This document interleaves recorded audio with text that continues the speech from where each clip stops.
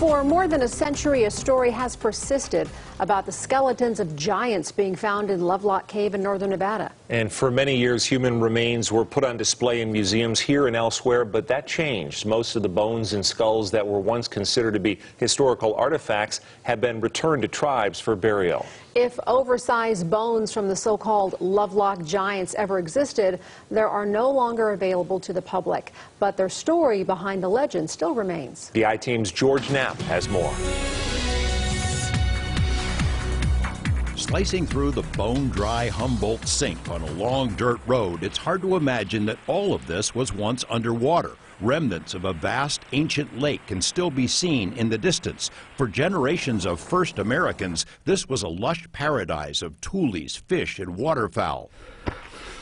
Humans have climbed this same narrow path up the jagged mountain for more than 4,000 years. That's how long indigenous peoples lived in and around the Lovelock Cave. The roof of the cave is still coated with soot from countless campfires lit by ancestors of the Paiutes. According to tribal lore, a race of red-headed giants made its last stand in this cave. Among the Paiutes, would most of them say that the giants were real? All that I've talked to say yes. I've never heard anybody say no.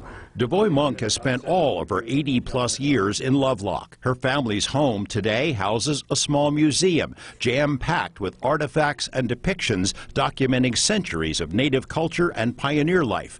Monk has earned the trust of Paiute elders who say the stories are true, that the red-headed interlopers not only killed but ate their ancestors. My Indian friends tell me they were cannibals, that they set traps, and we have a paper in the other room, that they dug holes in the pathways and where they walked and then covered them, and then the Indians would fall in, and they said the best part to eat were the thighs.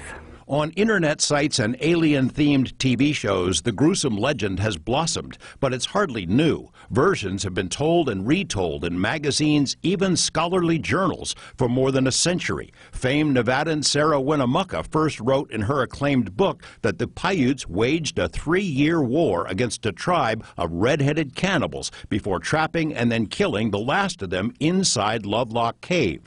Her book doesn't mention giants, and mainstream archaeologists have vigorously rejected the entire story, to the point that the State Museum in Winnemucca admonishes visitors at its front entrance that the red-headed giants are a myth. There have been skeletons pulled out in the Reed collection, and they found some in there, I believe, that were up to 6'2".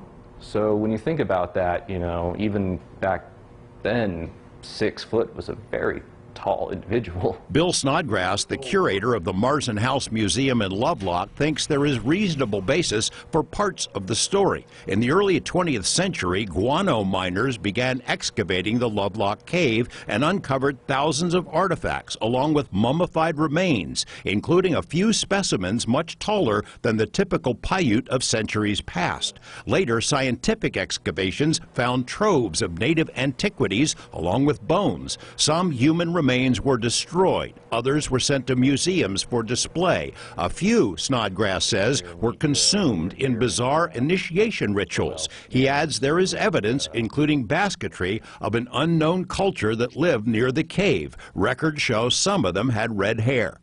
So while I cannot say yes or no they were redheads or not, as, you know, there's even talk that it may have been uric acid changing the color of the hair during decomposition, but there was definitely a different people here.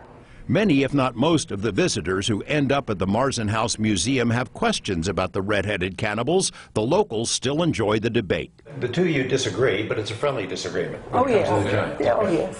Not everyone is so friendly about it. They get pretty passionate. No. We've had this discussion.